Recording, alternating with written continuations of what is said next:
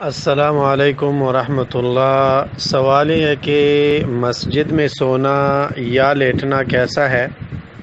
مسجد میں سونا یا لیٹنا جائز ہے، بشرطے کہ دوسرے لوگوں کے لیے اس میں تکلیف نہ ہو۔ حدیث میں ہے، بخاری مسلم میں عبداللہ بن عمر کی حدیث ہے، کنت انام فی المسجد وانا شاب عزب، میں مسجد میں سویا کرتا تھا اور میں جوان تھا، بالکل یعنی جوانی کی حالت میں۔ اور اس طرح صفوان ابن امیہ مسجد میں سویا کرتے تھے۔ ایک عورت تھی جو کہ مسجد کی صفائی وغیرہ کیا کرتی تھی، وہ مسجد میں سویا کرتے تھے۔ ثمامہ ابن آثال رضی اللہ عنہ کو جب قیدی بنایا گیا تھا اسلام لانے سے پہلے، مسجد میں باندھا گیا تھا، مسجد میں رہا کرتے تھے، کھایا کرتے تھے اور سویا کرتے تھے۔